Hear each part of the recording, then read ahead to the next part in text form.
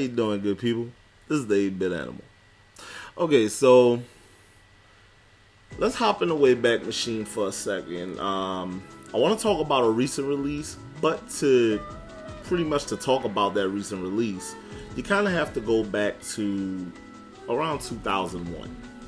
Simply because this recent release is a re-release of a game that was released in 2001 and a game that was released in 2003. Okay, let's go back to 2001 for a moment. And Hideo Kojima, the man behind the Metal Gear series, Snatcher, Policenauts, and a lot of other really high-profile titles for Konami, decides he's going to release a sci-fi game, a game where you control mechs, a game set in a really fantastical, I use fantastical, mech environment on this game. If I remember right, it was a space colony orbiting Jupiter. This game, it initially didn't catch on well, but because of what was packed into the game, a demo for one of Hideo Kojima's later releases, it caught on. And this game is Zone of the Enders. Now, Zone of the Enders didn't get the credit it deserved. It was a solid game. It was a really good game, especially considering that it was one of the earlier titles released on PlayStation 3. But it was popular, not just because of the Metal Gear Solid 2 demo that was bundled with it, but because it was a good game with a strong sci-fi story and pretty good action. So much so that that game warranted the release of a sequel. And that sequel would come out in 2003. The sequel would feature a different style as far as the gameplay, as far as some of the nuances to the gameplay, because it's the same type of gameplay, but it's a lot faster, and the art style is a lot different. It was a heavily anime-based art style versus the first game. That game is Zone of the Enders, the second runner. Now, Zoehd 2 was actually a lot more popular than the first title, and that's mainly because this game, for all accounts, is a better game than the first title. With the success of the two Zoehd games, there came an anime series, there was a spin-off title for the Game Boy Advance, things like that. But those first two titles left players wanting more, as far as a third console installment.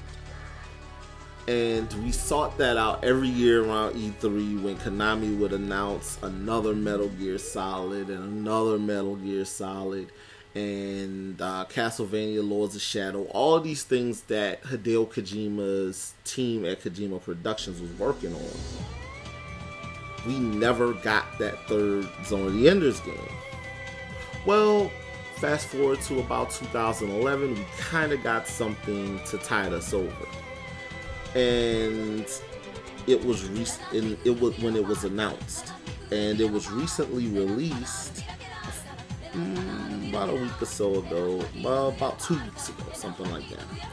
And that game is the Zone of the Enders HD collection. Now, this HD collection, it's just standard HD collection. These things are pretty run-of-the-mill now, and they're pretty par for the course. You get your two titles, Zone of the Enders and Zone of the Enders the Second Runner, and both of those games have this pretty HD gloss on them. as well as the soundtrack, if I remember correctly, was remastered on them also. Now, the Zone of the Enders games by themselves are really good games, and they're really good looking. They look really good to say that they were released. They were released a decade ago and, well, 11 years ago and 9 years ago, respectively. The graphics have held up well. You can't say that for a lot of games from the last two console generations, mainly because polygon graphics don't age as well as hand-drawn pixels do. The Zoehd games, the gameplay feels great, although I will say that the Xbox 360 version, the control doesn't seem as tight as the PlayStation 2 versions of the game, the original cuts of the games. So it may be a little bit different on the PlayStation 3 versions. It may be the control may be tighter. That being said, if you're a fan of the Zone of the Enders franchise and you don't have a console where you can play the older games, I heartily suggest picking up the HD collection.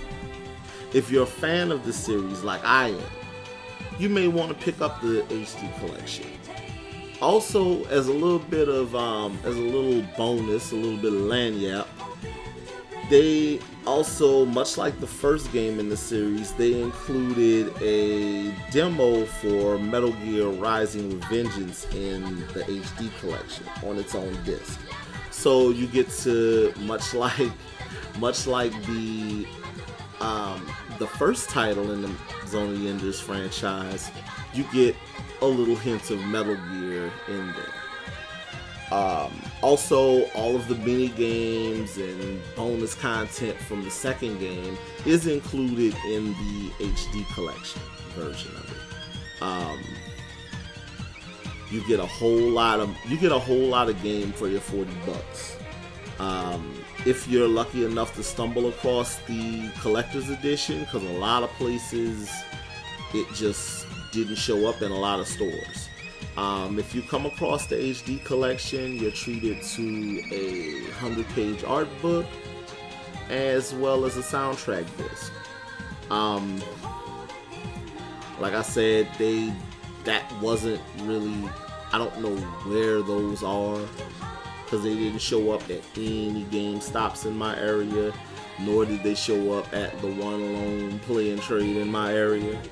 So, you know, if you find one cool, you're lucky, you lucked out, you won. But I will say this. Zone of the Enders series is a fantastic franchise. They are working on a Zone of the Enders 3 or Third Runner or whatever they're going to call it. And hopefully this HD collection will help tide you over. If you're looking for a lengthy game, something that'll keep you playing for weeks on end, this might not be for you, because the total play time on both games, I want to say may be about 15 hours. I know the first game is incredibly short.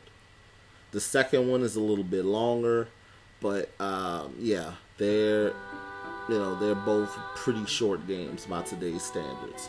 So you may want to, they're fun games and they're worth the $40 if you want to spend it.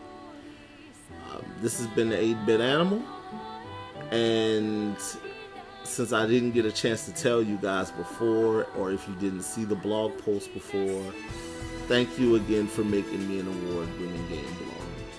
I'll catch you guys later.